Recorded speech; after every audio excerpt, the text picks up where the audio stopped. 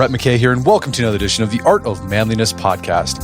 I've been barbell lifting for 7 years. In that time, I've hit some personal records that I'm really proud of. A 615-pound deadlift, a 225-pound shoulder press, and a 465-pound squat. The last couple of years, though, I haven't notched these kinds of big milestones for a combination of reasons, including dealing with injuries, having less time, and experiencing a shift in motivation. A lot of lifters, as well as amateur athletes of all kinds, will follow a similar trajectory as they move from first starting out to getting deeper into their fitness journey. Here to walk us through the phases of that journey is my own strength coach, Matt Reynolds, who's the founder of Barbell Logic Online Coaching. Matt talks about how the things his lifters focus on change as they move from beginner to intermediate to advanced, and why it takes longer to get stronger the longer you've been lifting. We then discuss how to rediscover your motivation for training once progress in your 1-rep maxes slows down by finding new PRs to chase and learning to enjoy the process over the outcome. We also get into how to stay consistent with your workouts when life gets busier as you get older, as well as how to deal with common injuries, both the injuries themselves and the mental game of working through them. After the show's over, check out our show notes at aom.is/lifting.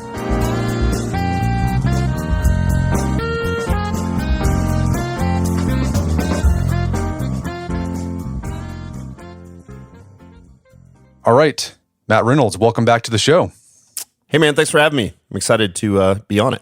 So you are the founder and owner of Barbell Logic Online Coaching, where you help people from all walks of life get stronger through barbells. You're also my personal barbell coach, have been for coming up on 7 years now, right? That's crazy. Yes. Yeah, that's wild. 7 years, and you're one of my good friends. So we had you on the show back in 2017. Then we had you on previously in 2015. To discuss barbell training. It's been a while. Yeah, it's been a while. You must not like me that much. No.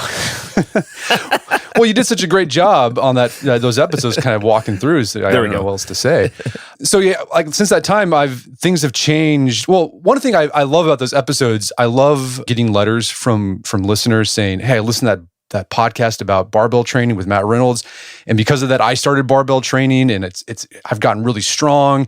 And for some of these guys, it's become they found a hobby that they really enjoy, and it's brought a lot to their lives. And some of these guys who started barbell training with Barbell Logic, they've gotten super strong. I was looking at this one guy, Eric Dahl. We're gonna give Eric a shout out. Yeah, big shout out to Eric. So he signed up with Barbell Logic after that 2017 episode. And this guy's a beast now. He's squatting like 535 for reps.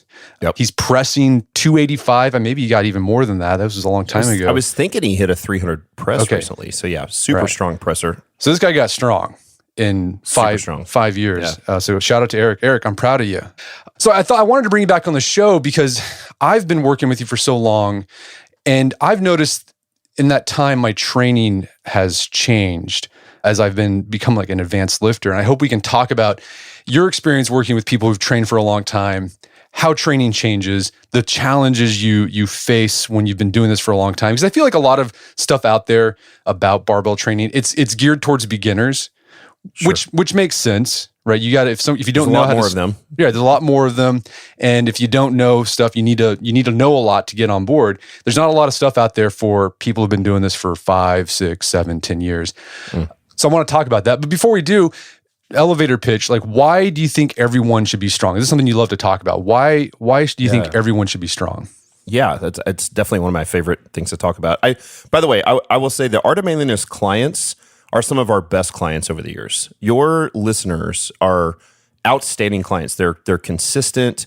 They focus on technique. And so for strength for us, like strength certainly isn't the only thing we do. It's not the be all end all.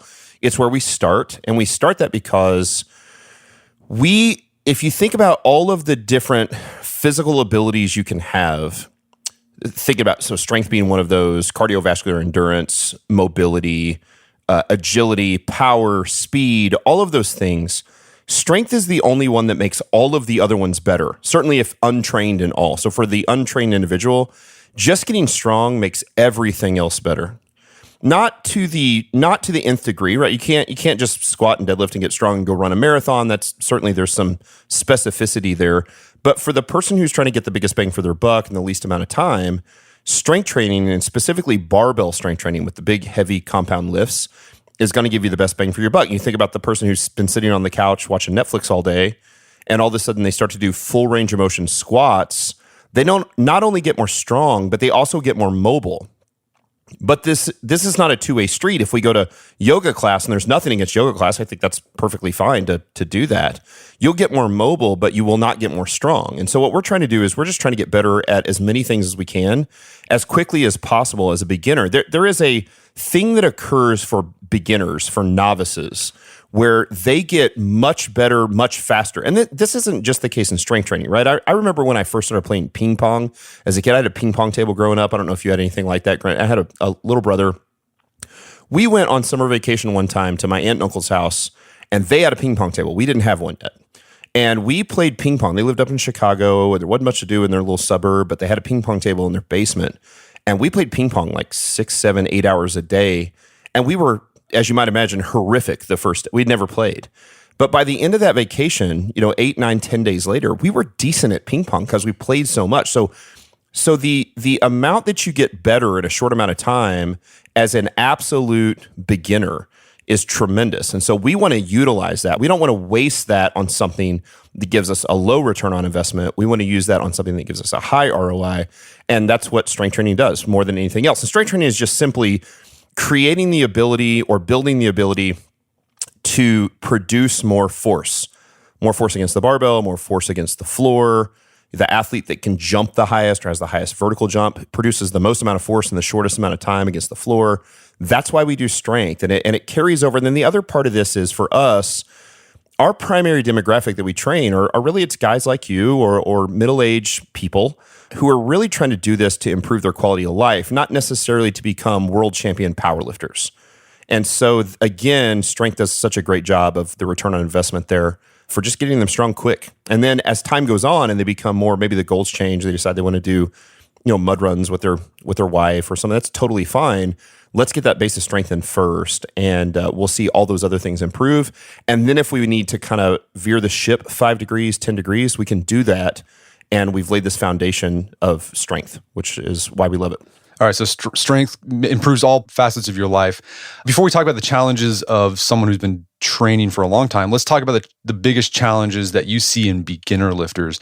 When someone signs up with you, what are the stuff you have to focus on with them in those first few months? Yeah, it's actually really simple. It's consistency and technique. That's it. In the beginning, somebody's new, so it's not a habit to them, right? So at some point, a lot of our strength training clients, again, somebody like an Eric Dahl, strength training for him is as part of his daily activity is putting on his shoes, as eating breakfast. And consistency is tough for a beginner because it's a paradigm shift. It's a lifestyle change. Again, we're not doing this for 10 weeks to look good for the Mexico vacation. We're doing this for life. And so consistency is huge. And along with consistency is technique. The technique for lifters, for beginning lifters, is often atrocious. They just don't know how to do it. There's nothing wrong with that. That's why you need a coach. That's why you need a good coach. Is a good coach provides a good eye for technique and accountability for the consistency. And you've done this for 7 years. Let's be honest. You don't really need me to technique coach you anymore. But there's something about so for your listeners, we are an online coaching company. And so I've coached you a handful of times in person, but I've literally coached you thousands of times online. And to this day, every single workout you do, you have to hit record on your cell phone and upload those videos of your heaviest squats or your last squats, your deadlifts or whatever, and upload those to me every single workout of every single week, right? 4 times a week. And then I break those down within 24 hours. And so something happens from an accountability standpoint when you hit record.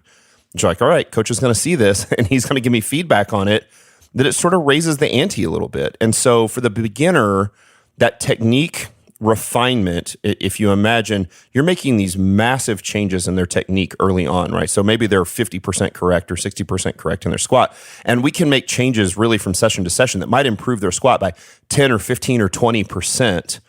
At the point where you're at, I'm improving your technique by literally 1%, a half a percent, a percentage of a percent. I mean, that's the thing. So that's one of the major differences between beginners and advanced lifters, is that for beginners, it's all about consistency and technique. Programming doesn't matter. I mean, look, we follow linear progression. We put a little weight on the bar every single time. We think that's the best way to do it.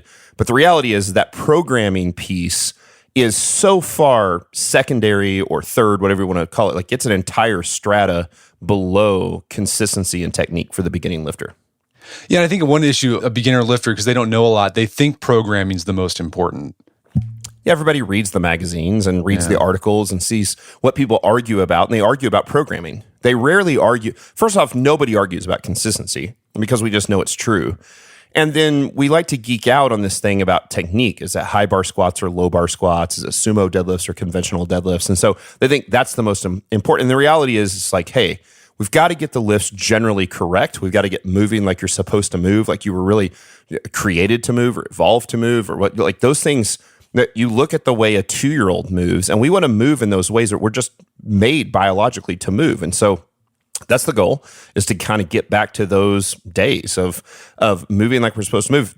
You know, years and years, decades and decades of sitting in office chairs and cubicles really pulls us out of that. And so to be able to get back to those things, I think are really important for the beginner. So yeah, technique and consistency are number one. Programming is, I mean, we see high school kids all the time follow ridiculous programs, and they make incredible progress, even though the program, you would look at the program and be like, that's not, or the program's made for professional football players or high-level Division I football players. You're like, yeah, but we're talking about 14-year-old mid-pubescent kids, and they still make incredible progress. Why? Because they get in the gym and they all train together, and there's like this team atmosphere, and they're high-fiving each other, and maybe even their technique might suck, but their consistency is good, and they get better. The program just doesn't matter that much in the beginning. So I say all that to say, like, still almost everybody that we start at Barbell Logic starts with a basic linear progression. So that linear, if you think about a line graph, it's just adding 5 pounds or so to the bar every single workout. That works great for programming. Okay, so as someone transitions from a novice lifter, they've honed in on their technique, they've made training a habit, they're consistent. What are the challenges that you see with an intermediate lifter? Yeah, so you'll start to see this transition for the intermediate lifter where technique becomes a little less important because it should be on point, and consistency as well. Like if you're now, again, there are times we have intermediate lifters who are not super consistent, but if you've trained consistently, if you've trained, let's say over 90% of the time you're supposed to train, and your technique is 90% correct plus, then that's where programming starts to become more important.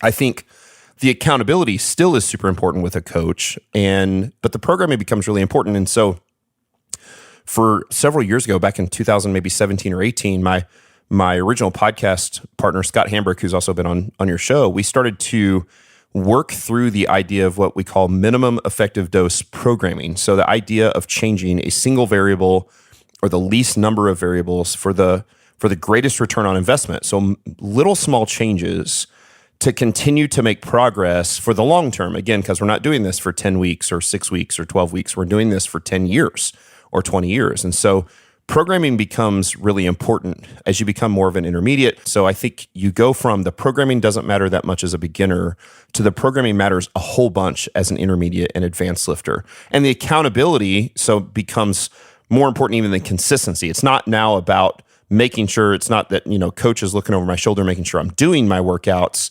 It's what that gives you by hitting record on your phone, or if you're seeing a coach in person, by having that coach wait for you that, 11 a.m., Monday, Wednesday, Friday morning, that they're going to be there. And so that accountability matters. And so I think that's where we start to see the transition from technique and consistency to programming and accountability for the intermediate lifter. So let's talk about the advanced lifter. Am I considered an advanced lifter at this point? Yeah, for sure. Yeah, you're definitely advanced. And by the way, advanced doesn't necessarily mean how strong you are, although it almost always is accompanied with that. It's often more of how long does it take between, say, PRs, right? In the beginning, you're hitting PRs as a beginner, literally every workout, literally every single workout. And as an intermediate, maybe you're hitting a PR as a personal record, a personal best, some people call it. And maybe you're hitting that as an intermediate lifter once a week, somewhere in there, maybe even up to once every couple weeks. And as an advanced lifter, you've deadlifted 615 pounds. How long, how many sessions does it take? How much time does it take? Even if the emphasis were on the deadlift, for you to hit a 620 pound deadlift at this point. I mean, that's a long time, right? Not a month, not 2 months, probably 3 to 6 months, maybe a year. Like it takes a long time. And so that's really what identifies an advanced lifter. How long does it take to go through that stress recovery adaptation cycle, what we call the SRA cycle, to be able to accumulate enough stress, recover from that stress, and adapt to that stress to be able to hit another personal record? Well, okay, so yeah, my last deadlift PR was last March. Well, no, it was 2020. Ago, right? Yeah, it was 2 Marches ago, so 615. And to get from my previous one was 605. To get from 605 to 615, it took a year and a little bit more. And then the reason why I haven't had a PR in a while, we'll talk about this. One of the challenges, injuries I've been having to deal with. We'll talk about that. But why is it as you get stronger, it takes longer and longer and longer for you to hit PRs? Like, what's going on physiologically?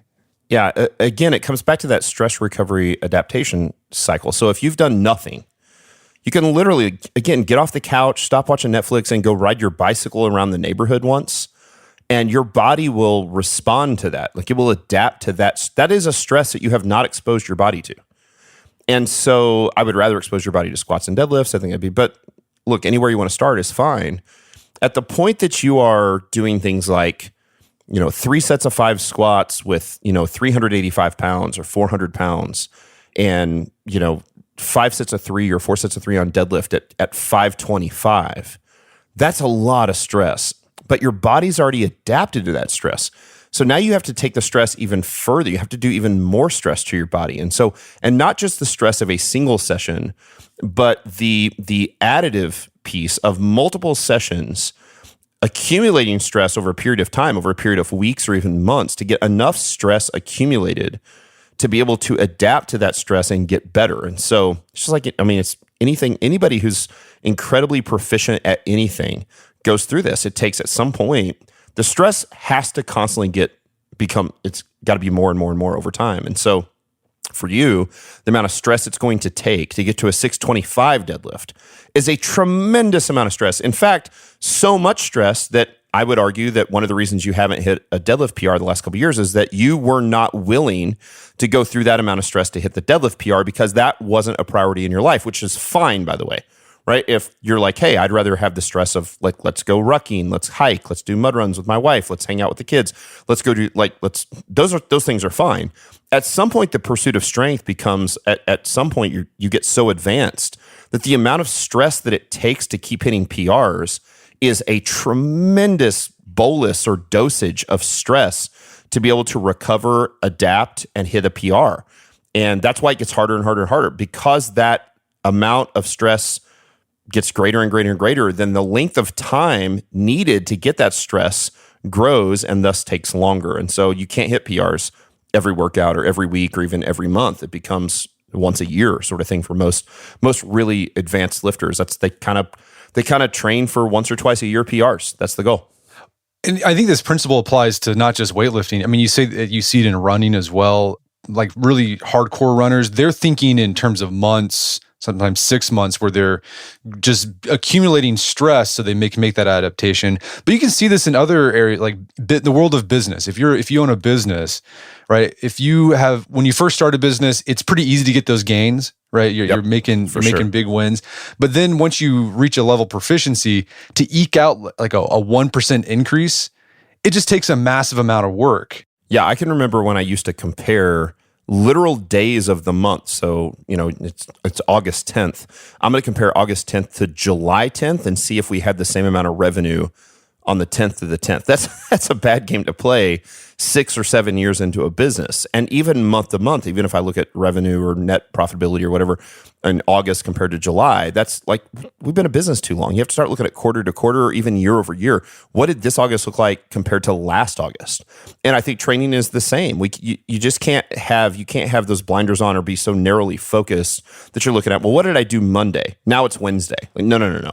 You're an advanced lifter. You've got to start to think, you've got to pull way, way back and see the forest through the trees and really look at those things from a 30,000 foot view. And you're exactly right. Business is the same way. Really anything that you're pursuing consistent progress over time is going to be exactly the same way. Right. Losing weight is another one. You can lose a lot of weight really fast, but then if you want to get, Brad Pitt Fight Club, like shredded, it gets harder and harder and harder as you get closer to that. Yeah, that's exactly right. So to go from, say, 30% body fat to 25% body fat is pretty easy. To go from 10% body fat, which is already really hard, to 5% body fat or 6% body fat is I mean, you essentially have to give up your entire life to do that. I mean, you almost can't be a husband and a father to be that level lean. You have to eat, things you don't want to. I mean, it's chicken breast and broccoli all day, and most people don't want to do that. And by the way, I think most people shouldn't do that because, again, for us, it's about quality of life improvement. And that's not. If your ultimate goal is to be a very successful bodybuilder and stand on stage and be, 5% body fat or 4% body fat, like, okay, more power to you. But the reality is that 99% of your audience that's listening, they just want to be strong. They want to look strong. They want to look healthy. They want to look relatively jacked, and they want to keep up with their family and have this longevity piece, right? This piece of health that improves their quality of life. And that's, for the vast majority of people, that's the goal. And that's the thing that doesn't change from the beginner. So you talk about earlier in the show, we talked about, well, everybody's a beginner. Almost everybody's a beginner, and there's very few people who are advanced. But almost everyone who's probably listening to this podcast really wants to do this thing to improve their quality of life. And so improving your quality of life as a beginner via strength training and fitness is pretty easy. Continuing to improve your quality of life, Brett McKay's quality of life as an advanced lifter, as somebody who's super active, who goes hiking all the time, who goes up in the mountains with his family and hikes and rucks and whatnot, like that becomes much more difficult to continue to improve quality of life at an advanced level, but it's still the goal. The goal is to improve your quality of life, not, I can't imagine you in a pink thong bikini standing on stage, oiled up with other dudes. I don't think that's what you're going for. I think you're going for quality of life improvement. Maybe. I am picturing it right now. Everyone close their eyes. Everyone's picturing this right now. That's right. We're going to take a quick break for a word from our sponsors. And now back to the show. So you said as you become an advanced lifter, programming becomes more important because you have to accumulate enough stress to make that adaptation. So, I mean, just big picture, it's going to differ from athlete to athlete, but how do you program for an advanced lifter? Yeah, again, it's just minimum effective dose programming changes. So there really is just this systematic approach to programming where in the beginning we can just add a little more weight to the bar for as long as we can. And as long as I can add 5 pounds to the bar every single workout, why would I do anything else? Right? I am showing that I have no discipline if I get bored with adding 5 pounds to the squat every single workout. I love adding 5 pounds to the squat. As long as I can do that, that sounds awesome. I mean, imagine that right now, being able to do that for another 2 years, just adding 5 pounds to the bar every single workout. That's great. And that's what beginners are able to do. So intensity is how heavy. So that's that adding 5 pounds or adding 2.5 pounds to the bar. And then at some point that stops, or otherwise we'd all squat 1,000 pounds. And so at some point you can't add weight to the bar anymore.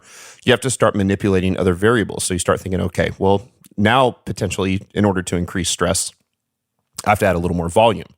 I can't do 3 sets of 5 anymore, which is say 15 total work reps. Maybe I have to do 4 sets of 5 or even 4 sets of 4, which is 16. It's 1 extra rep. It actually makes a pretty big difference.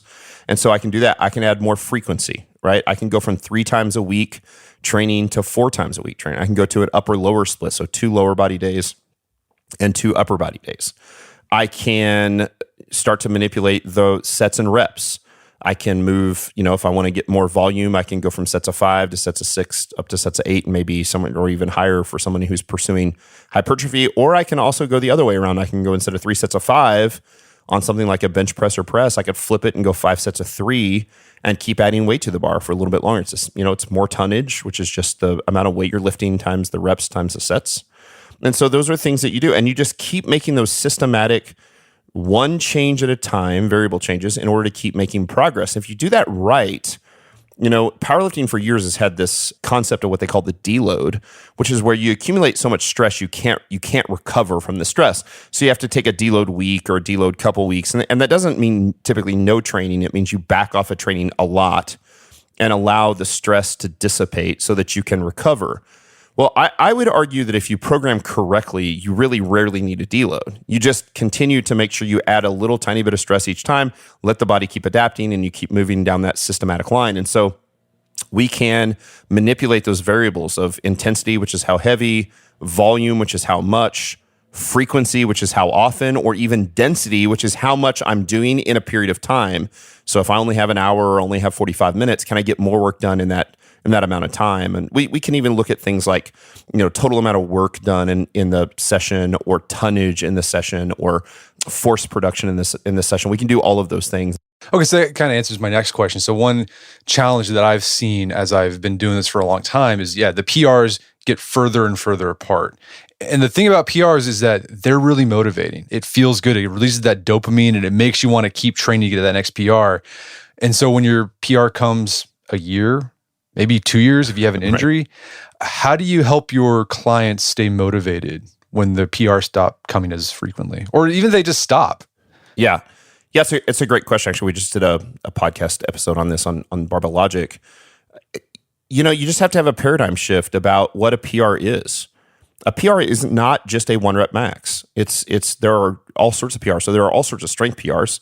So most of us can chase PRs in different rep ranges. Maybe it's a 225 for reps on a specific lift or a 315 for reps on a specific lift. You can chase that.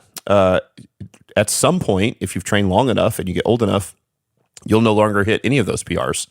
And at that point, you have to start to change the metrics or change what the PRs.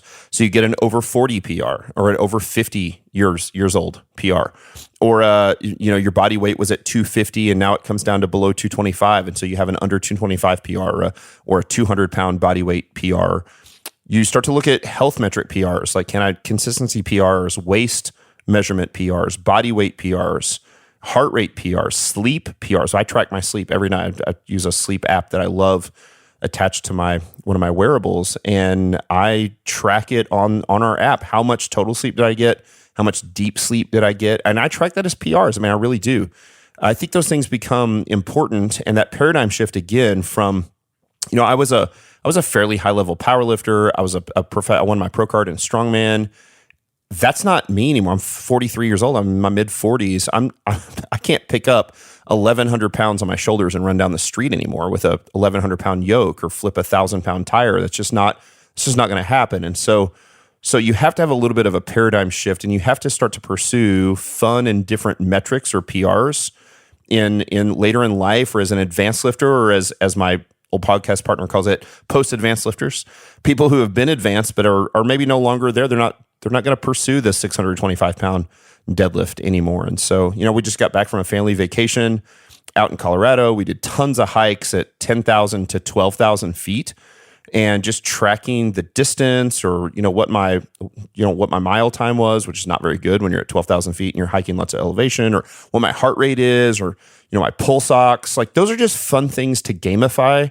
And that works for some people, and some people, they don't want to have anything to do with that stuff. That's okay. So sometimes then you make it more about just like daily living. And so I do think, and we've talked about this a lot as well on our podcast, that idea that you and I talked about years ago. You hear this idea of discipline over motivation all the time. Discipline over motivation. Discipline over motivation. That's what it's all about. And I think you wrote an article for your site. I just don't think that's sustainable long term. I think that there's times when you're trying to change something, that having discipline for a couple weeks over motivation is absolutely important. But if at some point you're not motivated to continue that change, that is not going to be a sustainable change. And so at some point, and I can remember going through this as I was transitioning from mostly competitive lifter to coach and business owner, I struggled with this for about 6 months to a year, where I was trying to pursue other PRs. But what I really wanted to do was chase after an 800 pound deadlift. And eventually you get to the point where you have the paradigm shift. You're like, look, an 800 pound deadlift is not going to improve my quality of life anymore. I'm 40 years old. I'm married. I've got kids. I've got a business. I've got employees. I want to pursue other PRs. And we can do that. And because I've walked through the refining power of strength training, and I think that voluntary hardship piece of strength training is huge. I think for your listeners, if they haven't done that, they should do that. They should pursue that for several years. Get strong first. And then once you're strong, you can make that decision. I remember having this conversation with you for the very first time that you did this, probably back in, 16, 17, somewhere in there. And I said, okay, Brett, you're strong enough for anything that life is going to throw at you. Do you want to keep getting stronger, or do you want to change the goal? And at the time you said, I think I want to keep getting strong. I want to keep getting stronger.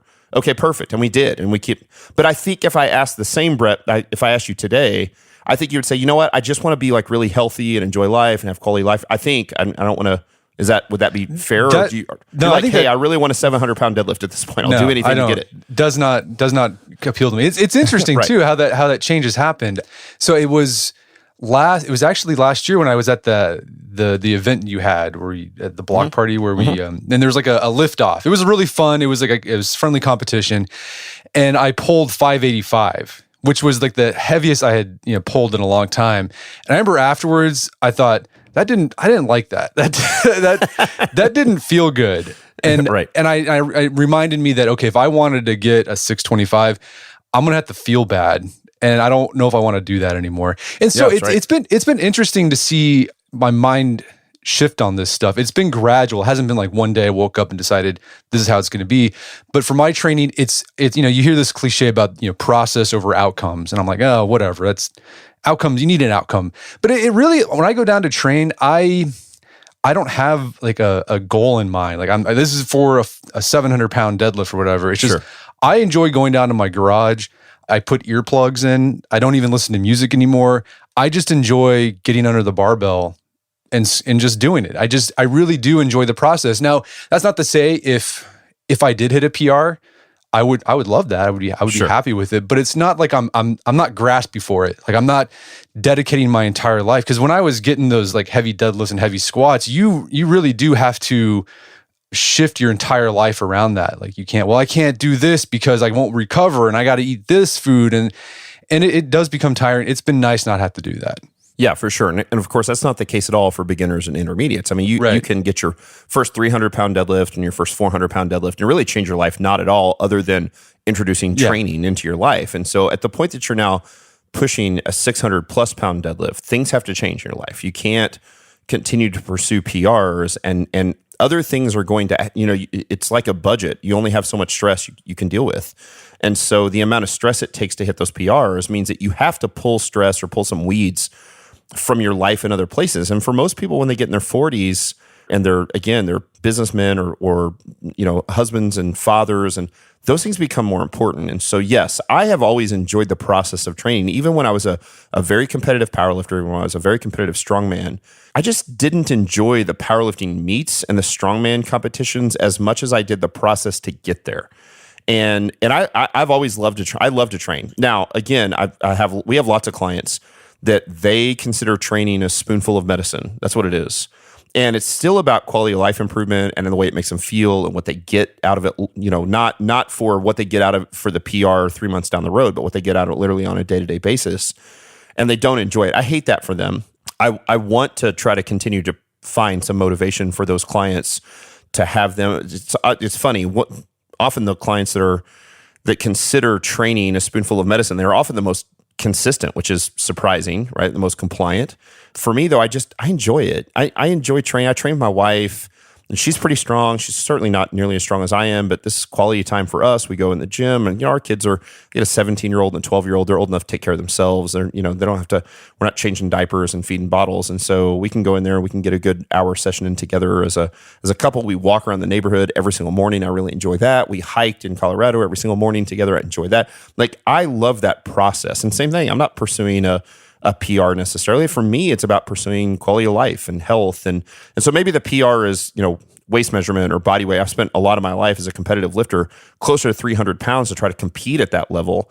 And now it's the other way around. I'm trying to push closer to 200 pounds, more, closer and closer. So the PRs just have to change. The paradigm shift has to occur where you go, well, I'm just not looking for the single max effort thing that I can do. And so, and as you get lighter for somebody like me, I can probably still hit PRs on something like a pull-up. As my body weight goes from 285 or 290 to 225, I might be able to hit an all-time PR pull-up, right? Pull-ups because I weigh less. And so, or whatever that is. And so the key there is to change or have some sort of perception change about the types of PRs that you're pursuing and find things that are motivating and fun. And that's what I think we've done for you as well. Yeah, another thing you've done too is we stick to the main barbell lifts for my training, but you've also incorporated some bodybuilding stuff to keep things fresh. So I'm doing stuff with dumbbells, like high reps, getting a pump, and I enjoy that. It mixes it up and it keeps things fun. Yeah, it just makes you feel good, right? I like it too. There's nothing wrong with those things. It's that, again, for the beginner often does those things in lieu of the barbell. We want to spend our time, pay our dues under the barbell first. And once we get pretty strong, we can bring those things back in. And I think there's nothing wrong with some more of those isolation movements or hypertrophy specific movements. And so, yeah, you do a lot of like curls and rolling dumbbell extensions and dips and a lot of body weight stuff, chin ups. And I do that with a lot of my clients, glute ham raises and different things like push ups and things like that. Just because it's enjoyable at the end and they've already accomplished some level of strength. And so the other thing that for the older lifters, you start to get older and in your middle age, for me, it's much easier to accumulate volume and tonnage on those movements than it is the barbell movements. So older lifters are intensity dependent and volume sensitive. So volume just wrecks older people. And when I say older people, I'm talking about in their 60s. I'm talking about you. You're listening right now. You're 41 years old. You're old. Sorry, that is. You're volume sensitive. You can't do 5 sets of 5 on squats anymore. I have no desire to ever do 5 sets of 5 on squats, ever. Now listen, everybody needs to go through a period of their life where they do that, 5 sets of 5, like when they're 21 or 25 or 18 or whatever. Now I do 1 set of 5 or 2 sets of 3, and then I get my volume in on those other things. So, I've got a leg extension, leg curl machine, a glute ham raise, reverse hyper, an echo bike, all of those sort of things. That's where I'll accumulate my volume and my tonnage because it doesn't beat me up. It doesn't beat my joints up anymore. I've been a competitive lifter since I was 19 years old. It's 20 years of competition under my belt. I don't want to do 5 sets of 5 on squats. Let me do the heavy squat. It's still a pretty heavy squat because I'm intensity dependent, but I'm volume sensitive, and most older people are. And so I'll get the volume in with those accessory movements, and I love them. Feels good. Heart rate gets up. I'll do them circuit style. So, heart rate will get up to like 155, 160. Feel good. Both a pump in the muscle and a pump in the heart. And I just like the way it makes me feel. And I've found that it does the same thing for most of my clients. Okay, so declining PRs, not decline. Well, the PR shifts. You have to have a shift in process or shift in goals, and focus more on the process and just learn to enjoy it. And I've made that. And I don't think there's anything you could tell someone to like, this is how you make the shift. I think it just happens naturally. Another challenge that I've noticed in my own lifting experience, and this might be unique to me, but when I started training with you, my kids were little. Gus was 5, Scout was 2. Yep. And when your kids are little, they don't really do much. They just eat and exist. I mean, really, they don't do a lot. Sleep and poop. That's what they do. Sleep and poop, and then they go to school, and then they come back. Well, now my kids, they're older, so they're doing activities, like they're playing sports. I'm a coach for a flag football team. They're doing church activities. I'm an adult leader for the teenagers at our congregation. And so I feel like I have less time. Sure. Or time just, I don't, so like in my afternoons, I'll get down like, man, today I got this thing I got to go to. I've got 30 minutes. Yep. Is that a challenge you see with, particularly like late 30s to 40-year-old trainers? Yeah, for sure. I mean, I think that's life in the Western world, right? Is that we get really, really busy. And so I think, the question is then if I only have 30 minutes or only have 40 minutes or only have 25 minutes, do I just skip the workout or do I train? Yeah, that's the question I always have. Like, do I just skip or should I try to get something in? I should train. Okay. And you just focus on density of training. Again, density, there's nothing, don't let that word like fly over your head. It just means how much work can you get done in the amount of time? That's it, right? So if you have programmed 3 sets of 5, but you can't get in 3 sets of 5, but you can go in and hit 1 set of what we call AMRAP, as many reps as possible. So you're supposed to do 3 sets of 5 on squat at, let's say, 315. You're like, well, I don't have time to do 3 sets of 5, but I can do 1 set of 315 for as many as I can do. And you hit 315 for 8 or 9. And you're like, bro, that was so hard. That's great work in a short period of time. And the same thing on that accessory stuff. That's why I circuit that accessory stuff. That's why I don't do all my sets of, barbell curls and then all my sets of rolling dumbbell extensions and all my sets of pull-ups. Like you just go a set of pull-up, set of rolling dumbbell extensions, set of curls, and you can do, 30 seconds on, 30 seconds off. And in 9 minutes, you can do 9 sets, 3 rounds of 3 exercises. That's a bunch of work in 9 minutes. And so I watch my time, again, because I track it on a wearable. And so I know how long my workouts take. I can remember making this transition a few years ago and training with some of my coworkers and some of my C-suite. We'd travel and do seminars together. And they would go in and they were still used to doing, that hour and a half long workout. They enjoyed the hour and a half long workout. And I would, we go to some fancy Taj Mahal Globo gym in some city. And I'd get my entire workout done in like 32 minutes. And I'm like, I'm done. I'm going to go sit in the sauna. And they're like, what, you're done? I'm like, yeah, I've done 12 sets in 32 minutes. I'm done. And so, for me, it's just about how much can I get done in a short period of time. I'm a CEO of a company. I've got wife and kids and same leadership at my church. And I don't always have an hour and a half. By the way, I don't want to give an hour and a half anymore. I've done that for 20 years. And so, I would say you still get in the gym, you get done what you can. I do this all the time for my clients for vacation. One of the things I love about online coaching is that because they're not coming to see me in person. So one of my clients, they go to, I don't know, Mexico on vacation. I say, hey, as soon as you get there, walk into the gym and take a 30-second, 360-degree, video of the hotel gym, which isn't very good. And I'll program for them. And I'll say, hey, let's just do 20 minutes in the morning. You wake up half an hour for your family, 20 minutes for your family before breakfast, and you're not wasting family time on vacation. You go down there, you get a real good workout in 20 minutes, and it's just exercise. It's not training. It's not heavy squats and deadlifts because most hotel gyms don't have barbells, but it's something, and it keeps the habit up. You feel better at the beach. You feel better when you're eating the breakfast and the all-inclusive food. And so I think it's perfectly fine to focus on density of training in those times of life where everything is just busy and crazy. And you can get a lot done in 30 minutes. You really can. And so don't use that as an excuse to not train. Yeah, in my experience, I'll just skip accessory work if it's programmed.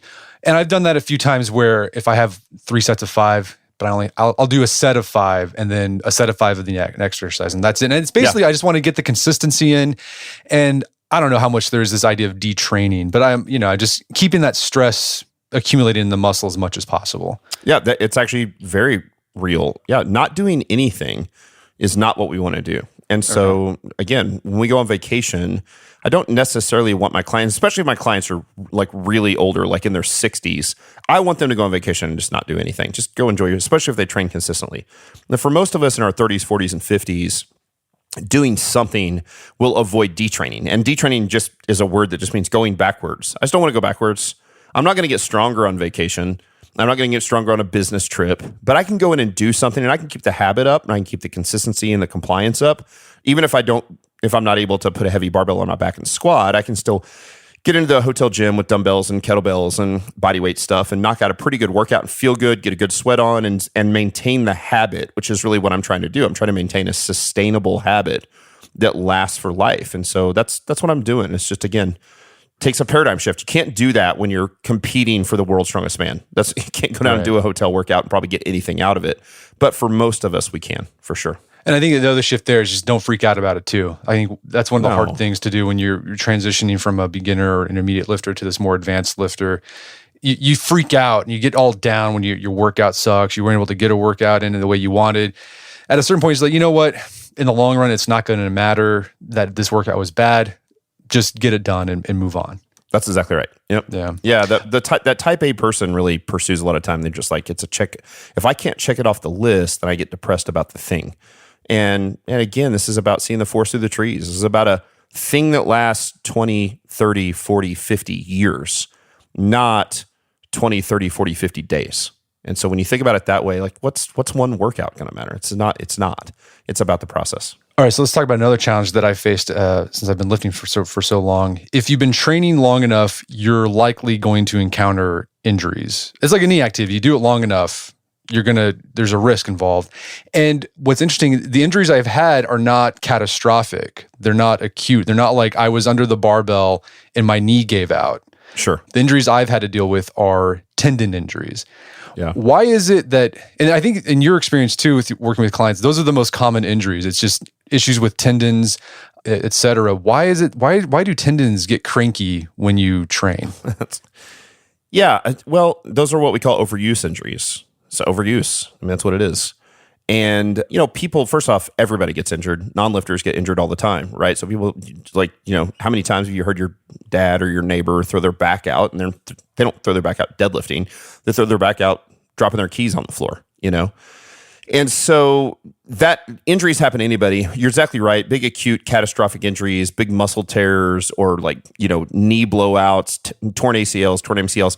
That sort of stuff almost never happens in the weight room. As a matter of fact, there are incredible published studies on this. You think about, everybody's seen the kind of fail videos on Instagram. You look at how many people lift with incorrect form and they just do stupid stuff. And even in those fail videos, most of them don't actually get injured. That's what's crazy.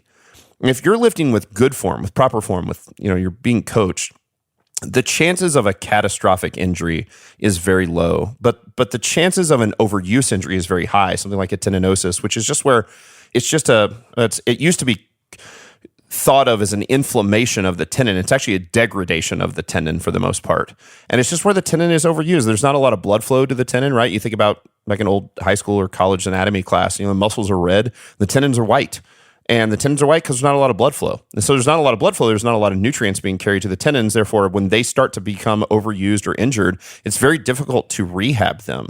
And so we deal with tendinosis, or what most people would call tendonitis, more than probably anything else. And for younger lifters, we see it a lot. And as a matter of fact, I think the first article I wrote for Art of Manliness was on how to deal with bicep tendonitis down at the elbow, what would be called distal tendonitis, right? The low end of the bicep down at the elbow. Our older lifters often have bicep tendonitis up at the shoulder, right? A lot of people might not know the bicep actually crosses the shoulder. We see elbow tendonitis on the tricep side as well, right? We see adductor tendonitis. You dealt with that, right? In the groin. Tendonitis in the knees. So the knees do hurt. It's not a catastrophic failure, but they just, patellar tendonitis, like the patella. And those things are, man, they're just such a pain in the butt. They really are, because you can train around them, but they're not going to get better unless you really aggressively rehab them. And so for tendinosis or tendonitis or this degradation of the tendon, we have a system that we've used. It works pretty well. We've used it for you several times. What we do is really a 3-part system where you do an isometric hold in the shortened position. Now, I realize I just said a bunch of words that probably a lot of people don't understand exactly. But for example, when your groin you had not a strain in your groin, but you actually had tendinosis in your groin, which is the tendon that attaches to the inside of your thigh, to your adductor muscles, right? We had you make 2 fists. We might even put this, maybe a picture or something in the show notes. And 2 fists, and put your fists together and put them between your knees, and you squeezed your knees together against your fist and held it as hard as you could for about 30 seconds. And so that is an isometric, meaning it's not moving, a not moving hold where you're contracting in the shortened position. So we don't want to stretch the tendon. I had the same problem. I would have Achilles tendonitis and plantar fasciitis that wraps around the bottom of your heel. And I thought, I just need to stretch my calves more. I was getting them when I was walking and hiking a lot. And the more I stretched my calves, the more they hurt. And then I realized, wait a minute, I need to go up and do a calf raise and hold myself in the high position of a calf raise for 30 seconds, as tight as I can, and then just come back down to the floor. I don't need to stretch the tendon. It's a degraded tendon. I need to actually let it get stronger in that isometric hold. And so that'll turn some of those pain receptors off, but it'll also start to strengthen the tendon in a way that doesn't stretch it and continue to aggravate it, right? And then once we've done that for a while, we slowly increase the range of motion. And so we just start to move the range of motion a little more, not a full range of motion, a little more. So now maybe I'm doing calf raises from the floor, but I'm not stretching my calf. So I'm just going up, calf raise, come back down on the floor, go back up, hold, come back down, go back up, come back down.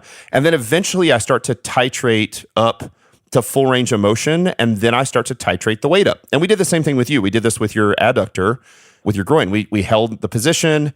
We did shortened range of motion squats. We made it a little better. We increased the range of motion on the squat, nice and light, eventually got to full range of motion squat, and then titrated the weight up, and you were fine.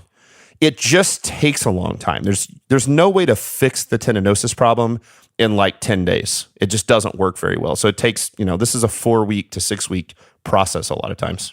Yeah, and the reason why it takes so long is, again, there's no blood flow going there, so it just takes there's very little. That's right. It takes a long time for your blood to get stuff to the tendons to start strengthening it. Yeah, that's right. So, we have seen people tear muscles. I mean, big time strength athletes tear biceps and tear pec, torn a pec pretty bad. And when you tear the muscle itself, it bleeds a lot. Like, you got to get the bleeding stopped. You got to ice it. And that's a matter of fact, I've written an article for your site there as well about the Bill Starr routine, which is specifically for muscle belly tears. We've seen people tear, I've seen guys tear their bicep tendon. Strongmen do this all the time, doing the heavy stones, or when people deadlift really heavy with an alternate grip, so they have that underhanded hand on the deadlift, they'll tear their bicep tendon. It doesn't bleed at all. Like, their whole bicep ends up in a ball up by their shoulder, and there's no bruising. It is so weird to see that. Well, it's because they didn't tear the muscle fibers. They tore the tendon.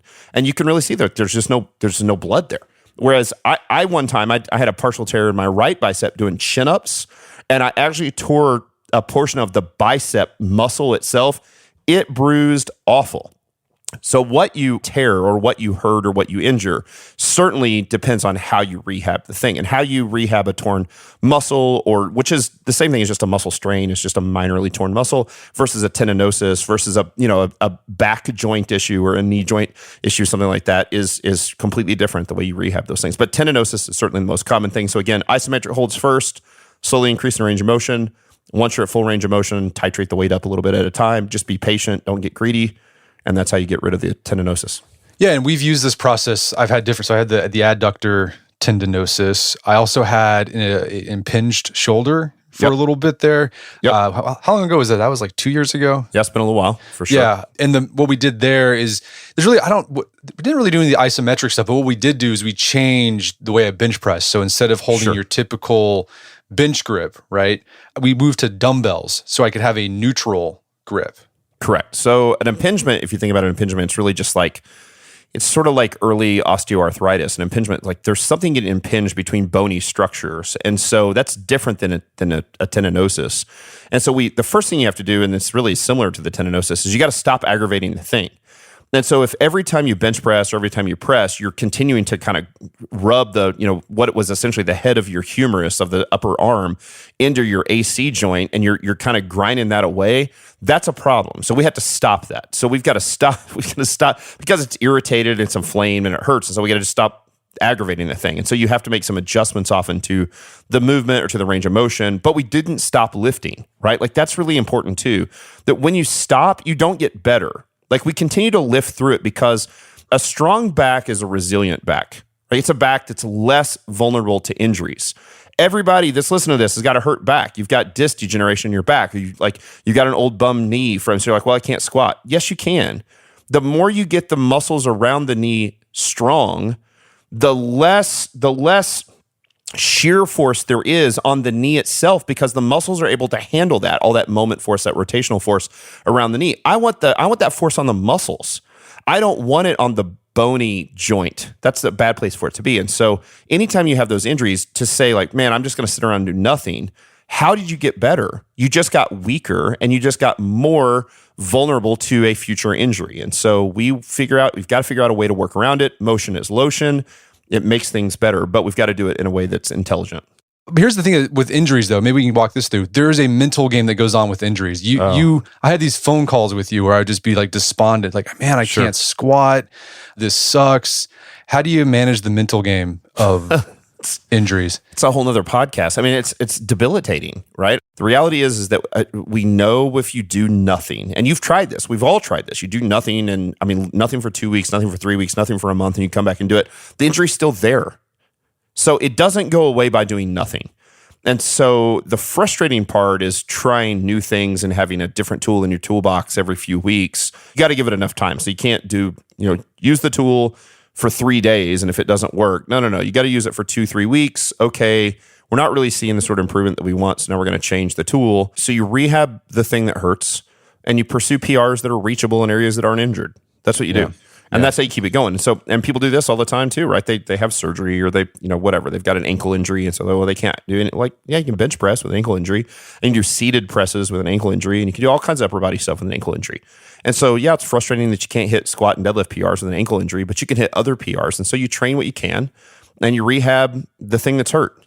And, we are very rarely in a position where we are systemically injured, right? Where we're like our whole body, again, like somebody's going through, radiation treatments or chemotherapy, or like that's a systemic thing. They've got to work through the whole thing. By the way, we've had lots of stories of clients who have trained through cancer and gotten strong and would attribute a lot of the muscle mass and the strength that they had built over the years to their healing process through the cancer treatments. But for most of us, those injuries are acute enough. They're in a specific spot, and so we can try to rehab that spot and hit PRs in other spots. And that's really how you fight the mental game, is you just keep training through it and pursue the PRs that you can.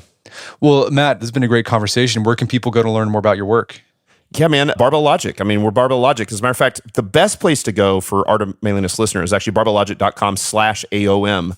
And we have a specific landing page there specifically for Art of Manliness listeners.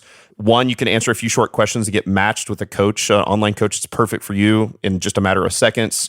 Your first month is free for online coaching. There is no contract. There's nothing to lose. You can cancel anytime.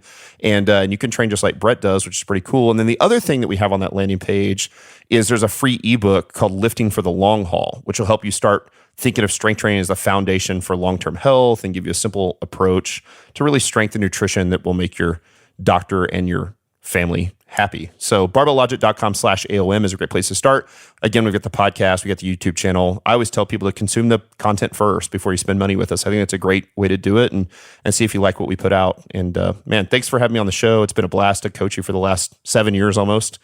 And I'm excited for future. Here's the 7 more. That's right. I'm excited for future different PRs. I'm excited to coach Gus in a few years. He's almost there. Yeah, I know. I'm always asking, when are you going to start training? That's right. Well, yeah, but I think the PR I'm working on right now is I'm at a lower weight than I'm usually at. I'm at 206. Yep. I usually was at like a 215, 217. So I'm trying to get PRs at this lighter weight. Yeah, that's a great way to look at it, right? So, and you're 40, right? You're 40 or you're almost 40? I'm turning 40 in December. Okay, so it's coming. So then we're going to have the post-40 PRs. So everything that you hit in January it's a new PR. It's a new PR. That's right. It's a new lease on life. Thanks, Matt. I really I appreciate it. Well, hey, Matt, thanks so much for your time. It's been a pleasure. Thanks, brother. My guest today was Matt Reynolds. He's the founder and CEO of Barbell Logic Online Coaching. You can find more information about Barbell Logic at barbell-logic.com. Also, check out that free ebook, Lifting for the Long Haul. It's available at barbell-logic.com/AOM. Also, check out our show notes at aom.is/lifting, where you can find links to resources where we delve deeper into this topic.